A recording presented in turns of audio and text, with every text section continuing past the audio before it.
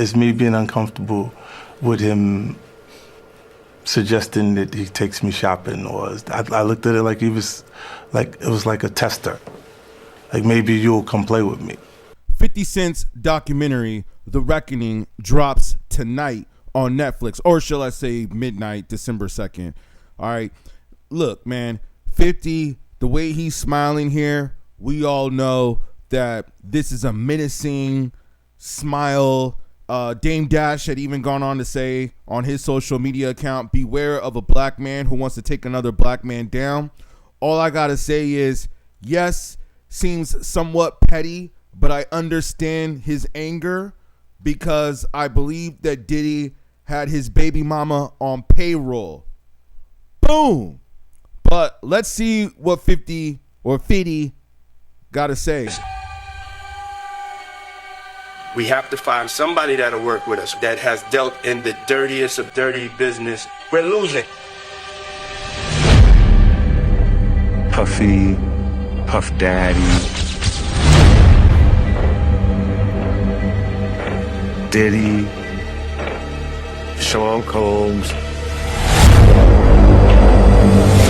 All of these reincarnations, all those name changes are attached to really bad deeds. Everything in life, you're gonna have people that are bad and people that are good. You have to choose your side. All right, so I think some of this footage that they got of him in the hotel trying to fight, getting ready before he has to go to court, or I think it's actually before his arrest. They said that he had a guy that they had hired to film this because Diddy was already planning on doing his own documentary, right? But then 50 somehow, some way got a hold of this videographer and got the footage from him. So I think that they bought the footage from this other videographer or whatnot. Choose your side.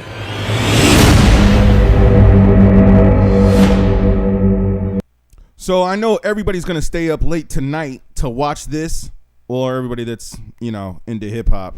Let's see what they're saying on Good Morning America. In the days leading up to his arrest in New York last September. You want to put the stuff in my fanny pack, King? The exclusive video obtained by Netflix shows Combs debating with his... See, it's interesting that they say the exclusive footage obtained by Netflix. This footage actually wasn't really obtained by Netflix, but like they said, I was watching a little bit of what the Breakfast Club had to say on this. The Netflix team or whatever, they're going to make sure that they dot all their I's and cross all their T's. They're going to make sure that they do all of that before they go off and say this. But like I said, this footage right here, obviously Diddy had a cameraman in the room with him, and he was planning to do his own documentary, and somehow 50 was able to obtain this and do his instead. His lawyers about strategy. Listen to me. I'm going to get off the phone right now, and I am going to let you professionals look at the situation and come back to me with a solution. No matter what, no matter what nobody said. Let's just, here and there, y'all are not working together the right way. We're losing. The footage is part of a new, highly anticipated docuseries by director Alex Stapleton and rapper and executive producer Curtis 50 Cent Jackson, titled Sean Combs, The Reckoning. Was there anything that surprised you when you were watching? I think it was surprising that he actually filmed it. It was very interesting to watch a man who's known for his brand presence. He has a really amazing knack for marketing and all of that, and how he was sort of taking that into account in how he was coming off to the public. The exclusive video also shows Combs in Harlem greeting fans. Lord, you win, be with it. I'll accept it. I need some hand sanitizer. Hold on. I got it. I've been out in the streets amongst the people. Yeah, I gotta take a bath. Like the amount of people that actually I'm coming in contact with, like that's the... He was obviously doing his own documentary. That's clearly what's going on here. That's what I have to do. You know what I'm saying? Oh. It's like 150 hugs. You're a public person as well, and there was one instance in Harlem, and his reaction when those people went away. Got in the car and said, I feel like I need to wash, like I'm dirt. That was, it show you his character. Was that the reason for including it? Yeah, I mean, what's the odds that you would do that in front of a camera? Like that's one of the moments where This is hilarious in some ways. 50, we all know that you do the same thing. I'm pretty sure, like 50 doesn't even walk amongst the people, okay, without 10 or 15 bodyguards. All right?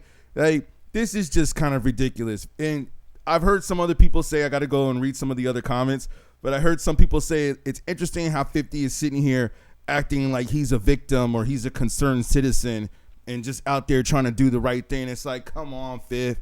Come on, man. But I understand you got to play the game for these people that don't really know what's going on or don't really listen to rap music. forgot he was on tape. How do you respond to people who say that it's more about the disdain that you have for Sean Combs than it is for giving the victims a platform? What they consider a pre-existing beef, right, for 20 years, right, is me being uncomfortable with him suggesting that he takes me shopping, or I looked at it like he was, like it was like a tester, like maybe you'll come play with me, type of thing, right? And it's not personal. 50 is sounding like somebody who you work with in human resources, and they're trying to say, oh, well, you know, I didn't really like the way he talked to me. He was harassing or bullying or something like that. And it's just like, come on, Fifth, come on. This is so ridiculous. Oh, man.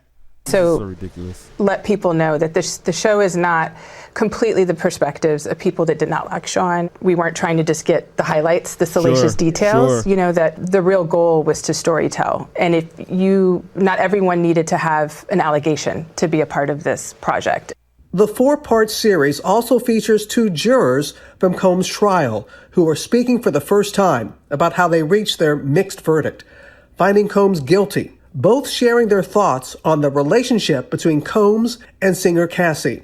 Juror 75 describing them as 2 people in love, and Juror 160 saying in part, domestic violence wasn't one of the charges.